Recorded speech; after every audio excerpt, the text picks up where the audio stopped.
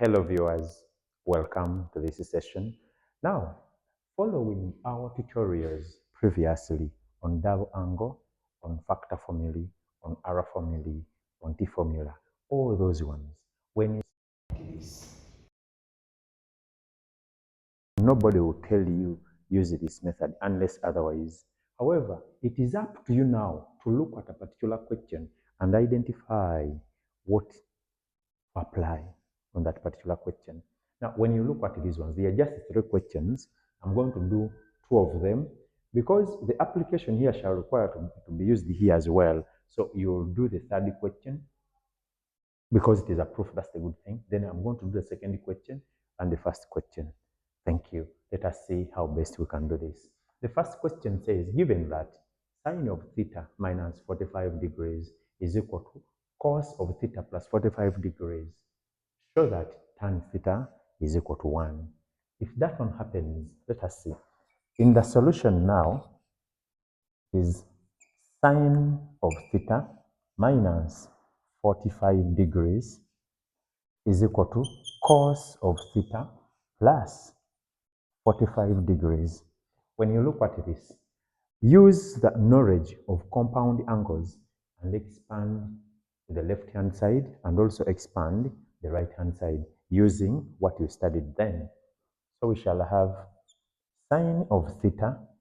Remember, for sine, we maintain the sign in between cos of 45 degrees, then minus cos of theta sine of 45 degrees is equivalent to also expand cosine using the using the compound angle information. So it is cos of theta cos 45 degrees plus, if this is a plus, this one becomes a negative, minus sine theta sine of 45 degrees. After writing this, now your question comes. You see this cos 45, sine 45, cos 45, sine 45. Now, you go back to your angles that you studied. You were taught that the sine of the sine of an angle that is between 0 and 90, which you normally call complementary angles, is always equal to the cosine of its complement. This is the meaning. So the sine of 30 degrees is equal to the sine of 90. This is the meaning. If we have a sine of 30, this 30 shall equal to the cosine of 90 minus 30, an implication that the sine of 30 shall always be the same as cos of 60. Why do I conclude this way? It is because the sine of 90 minus theta, if it is 90 minus theta, is always equal to the cos of theta, if you make it this. So the cosine of a complementary angle is always equal to the sine of its complement and vice versa. If those are true, now look at this. We have sine, we have cos of 45 degrees. Now, when you look at this, it will be the same as sine of 90 minus 45 degrees, which makes it also 45 degrees. So the cos of 45 is equal to the sine of 45. After knowing that,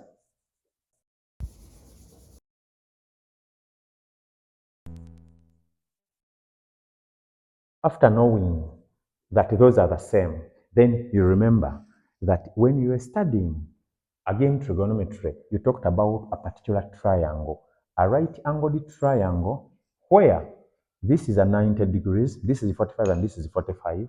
So if this is 45 degrees, and this is 45 degrees, this one, let us call this line. If you call it R, let us assume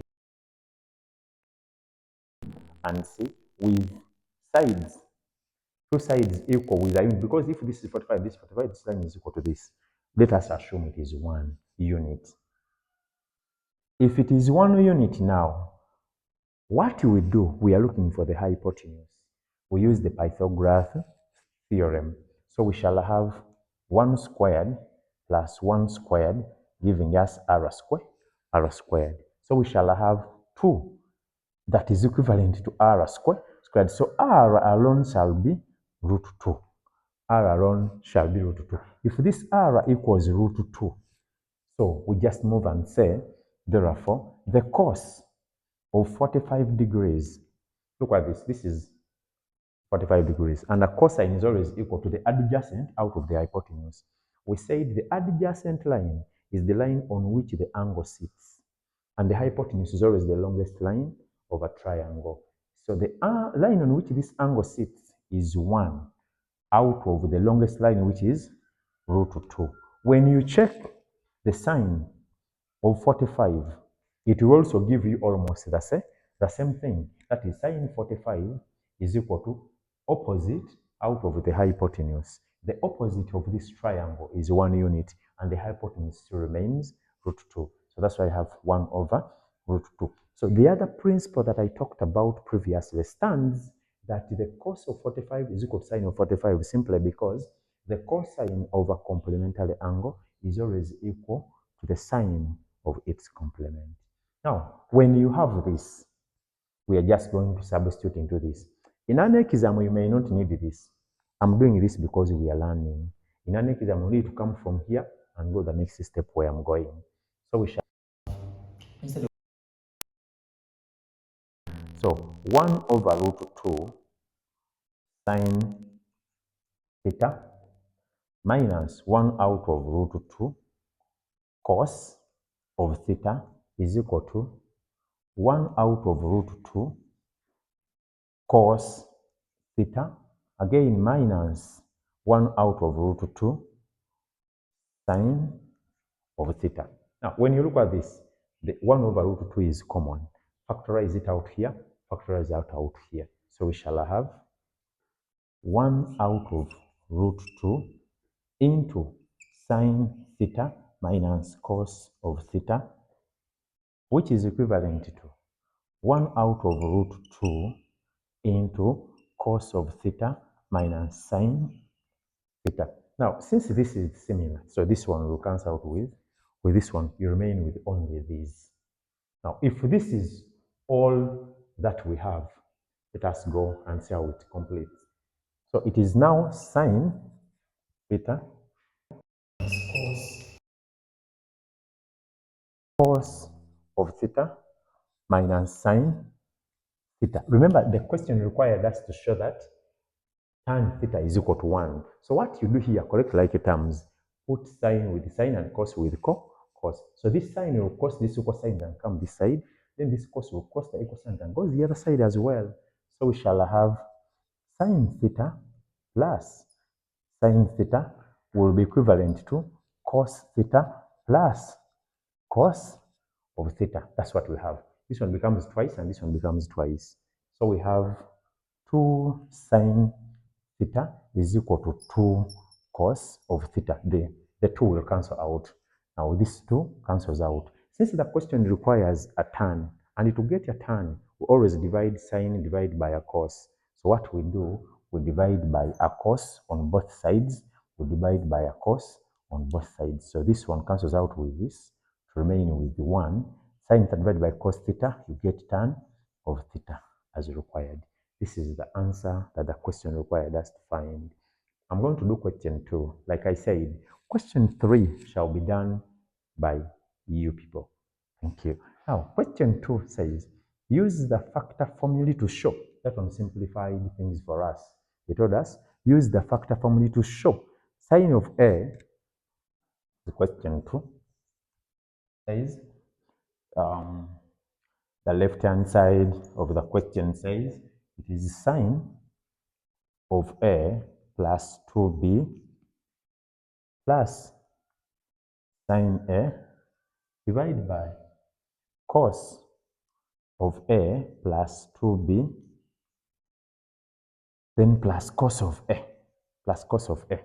So we shall have, when we are using factor formulae, we are expanding the two signs. And when you're expanding two signs, we get the sum of these angles, divide them by 2, and we call it 2 sine semi sum and cosine of semi difference.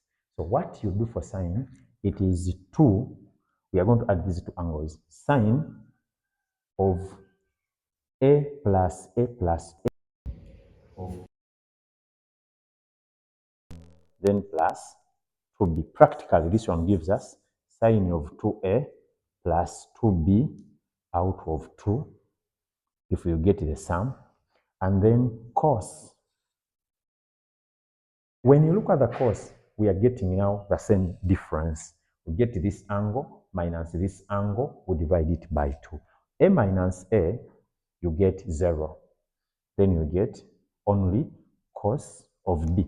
Because remember, it's going to be cos 2b divided by 2, so the 2 will cancel out. This is what I mean. If a cancels out, so you have 2b divided by 2, so the 2 will cancel out. That's why I'm finally saying it is cos of b divided by. Now, whenever we are adding two cosines, we say it is a two cos semi-sum, cos semi-difference. It is cos semi-sum because we are getting this angle plus this angle divided by 2. We are getting this angle minus this angle divided by 2, making it semi-difference. So we have 2 cos of a plus a, which is 2a plus 2b out of 2. Then a minus a becomes 0. Then 2b divided by 2, you get b. So we get cos of b here. When you look at this, these 2 will cancel out. Cos of b shall also cancel out. So we remain with only sine. This 2 cancels out still because it is common. So we remain with sine a out of cos. Now, this 2 and this 2 go with this 2. Cos of a plus b.